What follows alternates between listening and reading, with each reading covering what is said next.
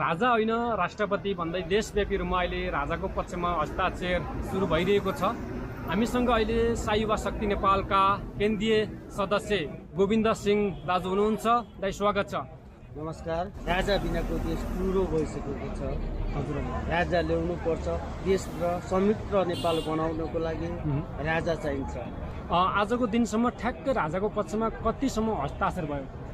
लगभग हाम्रो देशैभरि स्वदेश विदेश गरेर हाम्रो 65,546 हस्ताक्षर भइसकेको छ। करिब कतिपय मान्छे भनिरहेका छन् कि हस्ताक्षर गर्दैमा राजा फर्किन्छ भन्ने पनि छ नि, के हो त्यो? उनीहरू राजा विरोधी हो। राजावादीहरू सबै एकै ठाउँमा आउन नसक्नुको कारण त के हो? यस्तो छ, राजावादी भनेर सबै राजावादी राजाको नाम बेचेर खाने राजावादी छन्।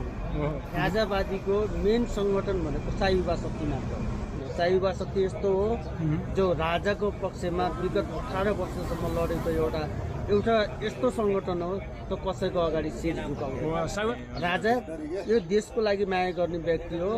64, 62, 63को आन्दोलनमा राजाले 19 जना मर्दाखेरि उनले राजगादी छोडेका व्यक्ति हो। यो सरकार भनेको लोकतन्त्र गणतन्त्र भनेको असफल भइसकेको छ। असफल भइसक्यो होइन? यो 90% 100% यो असफल भएको सरकार।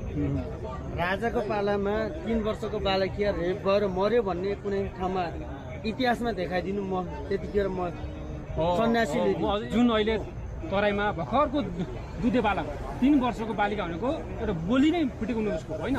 त्यो बालिकाको बलात्कारपछि हत्या भयो। त्यो बलात्कारीलाई कस्तोसम्म सजाय हुनुपर्छ भन्ने हजुर मागो?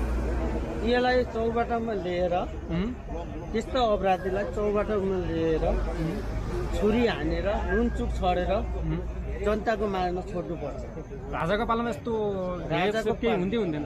राजाको पालामा त्यस्ता अपराधीहरूलाई खाल्डोमा खनेर पुरिन्थ्यो, तर जनतामा थाहा हुन्थ्यो। सक्नुहुन्छ भने देश र राष्ट्रको लागि एकचोटि सम्पूर्ण नेपाली एकजुट भएर देश बचाउन अभियान। राजा होइन राष्ट्रपति भन्दै देशव्यापी रूपमा अहिले राजाको पक्षमा हस्ताक्षर सुरु भइरहेको छ। हामीसँग अहिले साई युवा शक्ति नेपालका केन्द्रीय सदस्य गोविन्द सिंह दाजु हुनुहुन्छ। दाइ स्वागत छ। नमस्कार। सम्पूर्ण देशवासी, आमा बुवा, दाजुभाइ, दिदीबहिनीहरूलाई साई युवा शक्ति नेपालको तर्फबाट राजाको पक्षमा हस्ताक्षर गर्नुको मुख्य उद्देश्य के हो? त्यहाँबाट सुरु गरौँ। राजाको पक्षमा हस्ताक्षर कार्यक्रम भनेको बाउ बिनाको घर हुँदैन, मौरी बिनाको रानो मौरी बिनाको मौरी हुँदैन। हजुर, अहिले हाम्रो देश यस्तो भमरीमा फसेको छ। अमेरिकी साम्राज्यवाद, भारतीय विस्तारवादको दलदलमा जुन फसेको छ, त्यो दलदलबाट मुक्ति दिनको लागि हामी नेपाली 3.25 करोड नेपालीले देश र राष्ट्रको लागि मातृभूमि नेपालको लागि उड्ने बेला भएको छ, त्याग्ने बेला भएको छ। जब जब कुनै देशले आँखा गाड्छ, त्यो आँखा निकाल्नको लागि हामी नेपाली वीर गोर्खालीका सन्तान हौँ भने चिनाउनु पर्ने बाध्यता छ। हामी वीर गोर्खालीका सन्तान हौँ, कसैको अगाडि हामी शिर झुकाउन सक्दैनौँ, किनभने हाम्रो इतिहास छ। इतिहासले त्यो भन्छ कि वीर गोर्खाली नेपालीहरू कसैको अगाडि शिर झुकाउँदैन, किनभने देश भनेको मातृभूमि नेपाल हाम्रो कसैको गुलाम नभएको एकमात्र देश हो। त्यो भनेको हाम्रो नेपाल हो। त्यो हाम्रो पृथ्वीनारायण शाहजी, हाम्रो राजाले यो देश एकीकरण गर्दाखेरि नेपाली कसैको अगाडि शिर झुकाउँदैन भनेर चिनाएको हाम्रो पहिचान हो होइन। त्यसको कारणले आज हामी देशव्यापी रूपमा हस्ताक्षर कार्यक्रम किन गरिरहेका छौँ भने राजा बिनाको देश टुरो भइसकेको छ। हजुर, राजा ल्याउनु पर्छ। देश र संयुक्त नेपाल बनाउनको लागि राजा चाहिन्छ। आजको दिनसम्म ठ्याक्कै राजाको पक्षमा कतिसम्म हस्ताक्षर भयो? लगभग हाम्रो देशैभरि स्वदेश विदेश गरेर हाम्रो 65,546 हस्ताक्षर भइसकेको छ। करिब 65 लाख प्लस भइसक्यो। 65 लाख प्लस भइसकेको छ हाम्रो हस्ताक्षर होइन। कतिपय मान्छे भनिरहेका छन् कि हस्ताक्षर गर्दैमा राजा फर्किन्छ भन्ने पनि छ नि, के हो? त्यो उनीहरू राजा विरोधी हो। उनीहरू अरूको हड्डी फालेर हड्डी चाग्ने मान्छेहरू हो। राजाको पक्षमा भनेको जो 1 महिना अन्तर्कालमा 65 लाख जनताले जुन हस्ताक्षर गरे नि ती भनेका देशभक्त हुन्। अझै देशभक्त नेपालीहरूले अझ हस्ताक्षर गर्न बाँकी छ। हाम्रो 100 दिनको अभियान हो। 100 दिनमा हामीले 80% हाम्रो लगभग 3 करोड नेपाली जनता छ। 3 करोडमा हामी 80% हस्ताक्षर लिएर नेपाल सरकारलाई बुझाउन हामी आतुर छौँ। जनता पनि आतुर छ। अर्को मेरो प्रश्न, राजावादीहरू सबै एकै ठाउँमा आउन नसक्नुको कारण चाहिँ के हो? कोही फर्किने छ, कोही कता फर्केको छ, के हो? राजावादी एउटै ठाउँमा आउन नसक्नुको कारण के हो? यस्तो छ, राजावादी भनेर सबै राजावादी राजाको नाम बेचेर खाने राजावादी छन् होइन।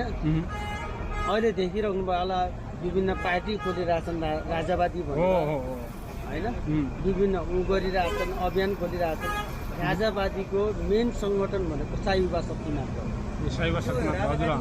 साई युवा शक्ति भनेको भित्रबाट साई युवा शक्ति नेपालले हिजो विगत 18 राजगद्दी छोड्दाखेरि साई युवा शक्तिको नेतृत्वमा छोडे भनेर राजा श्रीपाद सरकार महाराज विराज ज्ञानेन्द्र वीरविक्रम शाहले गादी जनताको जिम्मामा छोडेर जानुभएको साई युवा शक्ति नेपालको अध्ययनमा छोडेर जानुभएको। अनि त्यो साई युवा शक्ति फेरि राजालाई राजगादीमा पूर्ण ल्याउनुपर्छ भनेर सडक र सडकमा व्यापक रूपमा आन्दोलन गरिरहेको छ। यो विभिन्न अहिले राजावादी हुन्। अर्को भने ती राजावादी हुन् भने फाटेर होइन कि मिलेर आउनुहोस्। साई युवा शक्तिले उहाँहरूलाई ठाउँ दिन्छ। साई युवा शक्तिले त अब केही अगाडि अब भनौँ फागुन कहिले अरे साउनको 1 गतेदेखि हस्ताक्षर सुरु गर्यो होइन। त्यसपछि अहिले भर्खरै राष्ट्रवादीको दल एउटा खुल्यो, नयाँ दल जय नेपाली, त्यो पनि अब देशव्यापी रूपमा हस्ताक्षर सुरु गर्दैछ होइन। जुन छ नि अहिले राजावादीहरूको पार्टीहरू भनौँ न एउटा राष्ट्रवादी भन्ने चिनिने सबै अब देशव्यापी हस्ताक्षर गर्छु भन्छन्। के हो यो? खास साई युवा शक्ति रिस गरेको कि साई युवा शक्ति पछि पार्न खोजेको कि साथ दिएको? साई युवा शक्तिको रिस र ढाड साई युवा शक्तिलाई मेटाउनको लागि यी विदेशी दलालहरूका एजेन्टहरूले साई युवा शक्तिलाई मेटाउनको लागि साई युवा शक्तिका जति पनि केन्द्रीय कमिटी हुनुहुन्छ जो साई युवा शक्तिको नेतृत्वमा देशव्यापी रूपमा लाग्ने आम नेपाली नागरिक हुनुहुन्छ, उहाँमा भरम छर्ने उनीहरूले एउटा यस्तो भरम छरिरहेका छन् कि साई युवा शक्ति कहिले पनि टल्दैन, कसैको अगाडि शिर झुकाउँदैन। साई युवा शक्ति यस्तो हो जो राजाको पक्षमा विगत 18 वर्षसम्म लडेको एउटा यस्तो सङ्गठन हो जो कसैको अगाडि शिर झुकाउँदैन। साई युवा शक्तिले चाहे भने पार्टी पनि खोल्न सक्थ्यो होइन, तर खोलेन होइन। हामी पार्टी खोल्दैनौँ। हामीलाई पार्टी भन्दा हामीलाई देशमा राजाको खाँचो छ, देशको गार्जियनको खाँचो छ। हामीलाई पार्टी खोल्नको लागि मलाई नै पार्टीले विभिन्न पार्टीले बोलाइरहेछन्, तँलाई मन्त्री दिन्छु, केन्द्रीय कमिटी महामन्त्री दिन्छु भनेर पार्टीले बोलाइरहेछ। म पद होइन। हजुरलाई होइन राजाको यति माया किन? खास के हो हजुर पहिलादेखि राजामा आस्था राख्ने व्यक्ति हो के हो? मलाई राजामाथि माया होइन, मलाई यो देश र यो माटो नेपाली भूमिको लागि माया हो। राजा यो देशको लागि माया गर्ने व्यक्ति हो। 62-63 को आन्दोलनमा राजाले 19 जना मर्दाखेरि उनले राजगादी छोडेका व्यक्ति हो होइन। आम नेपाली दाजुभाइ दिदीबहिनीहरूले यो देख्नुभयो होला भदौ 23 र 24 गतेको जो जन आन्दोलन भयो, जेन्जी आन्दोलनमा 58-59 जना मरे। राष्ट्रपति कुनामा गरेर लुक्यो एकदम, तर देश र जनताको लागि उसले छोडेन कि। उसलाई देश र जनताको माया भएको भए जनताको माझमा आएर भोट दियो, यी जेन्जी युवाहरूको माग पुरा गर्थ्यो। उसले जेन्जी युवाको माग किन पुरा गर्न सक्यो? यो सरकार भनेको लोकतन्त्र गणतन्त्र भनेको असफल भइसक्यो होइन। यो 90% 100% यो असफल भएको सरकार। अहिले राजाको पालामा 3 वर्षको बालकिया रेप भएर मर्यो भन्ने कुनै ठाउँमा इतिहासमा देखाइदिनु, म त्यतिखेर म सन्यासीले यो क्वेसन सुन्नै चाहिरहेको थिएँ। जुन अहिले तराईमा भर्खरको दुधे बालक 3 वर्षको बालिका भनेको एउटा गोली नै पिटेको उसको होइन। त्यो बालिकाको बलात्कारपछि हत्या भयो। त्यो बलात्कारीलाई कस्तोसम्म सजाय हुनुपर्छ भन्ने हजुर माग हो। यसलाई चौबाटोमा लिएर त्यस्तो अपराधीलाई चौबाटोमा लिएर छुरी हानेर नुनचुक छरेर जनताको माझमा छोड्नुपर्छ। राजाको पालामा यस्तो राजाको केही हुँदै हुँदैन। राजाको पालामा त्यस्ता अपराधीहरूलाई खाल्डोमा खनेर पुरुन्थ्यो, तर जनतामा थाहा हुन्थ्यो। त्यस्ता अपराधीहरू राजाको पालामा छँदै थियो। अहिले यो जब लोकतन्त्र गणतन्त्र आयो, हत्याराहरूको धेरै बिगबिगी फैलिएको। यो गणतन्त्रले जे गरे हुन्छ, लोकतन्त्र भनेको जनताको जे गर्नु पनि सकिन्छ, पैसा हो भन्ने अहिलेको लोकतन्त्र गणतन्त्रले देखाएको छ। अहिले पनि तपाईँ देख्नुहुन्छ ग्यास पाउनको लागि मान्छे 5 दिन लाइनमा लागेको छ। एकदमै राजाको पालामा 2 वर्षसम्म महेन्द्र राजाको पालामा भारतले नाकाबन्दी गरेको थियो। त्यतिखेर हाम्रा उद्योग कारखाना खोलेर नेपालको राजाले नेपालमा रोजगारी दिएर नेपाली जनतालाई घाँसको ग्यारेन्टी गर्यो। अहिले चाहिँ दिनमा हजारौँ युवाहरू विदेश पलायन भइरहेको छ। यसको मुख्य कारण के होला? यो यहाँको सरकारको कमजोरी हो। यो लोकतन्त्र गणतन्त्रको कमजोरी हो। यो लोकतन्त्र गणतन्त्रले कहिले पनि जनतालाई यो देशमा बसेर कृषि मुलुक देश हाम्रो, अरू देशलाई रासन दिने हाम्रो देश अहिले गरिबी बनाउने यो लोकतन्त्र गणतन्त्रको कुरा। कुनै बेला हाम्रो देशले विदेशहरूलाई रासन बाँड्थ्यो, तर अहिले विदेशबाट रासन ल्याउनु परेको छ। त्यो भनेको यो लोकतन्त्र गणतन्त्रले बाध्य बनाएको हो। विदेशी रेमिटेन्समा केस चलिरहेको छ। विदेशबाट रेमिटेन्स दिएन भने नेपाली युवा जो लाखौँ युवा अहिले विदेशमा खाडी मुलुकमा रहिरहेका छन्। मेरा दाजुभाइ दिदीबहिनीहरू अहिले अलपत्र परिरहेका छन्। उनीहरूले रेमिटेन्स तिरेन भने नेपाल भोगमारी हुने अवस्था छ। किनभने अहिले एकजनाको बराबर 75 लाख ऋण छ। लगभग 1 लाखभन्दा माथि एकजना बराबर जन्मेको बच्चाको माथि ऋण छ।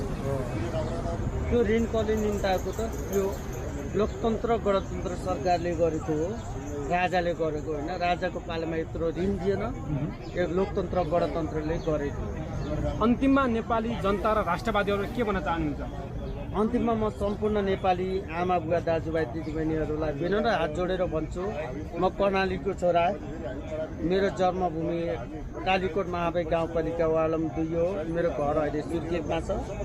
तर म के भन्न चाहन्छु भने, सक्नुहुन्छ भने देश र राष्ट्रको लागि एकचोटि सम्पूर्ण नेपाली एकजुट भएर देश बचाउने अभियानमा युवा शक्तिलाई सहयोग गर्न सम्पूर्ण देशवासी आमा बुवा दाजुभाइ दिदीबहिनीहरूलाई अनुरोध विनोद गर्छु। 10 अङ्गुला जोडेर बिन्ती गर्न चाहन्छु। देश रहे हामी नेपाली रहने हो। देशै रहेन भने हामी नेपाली रहन सक्दैनौँ।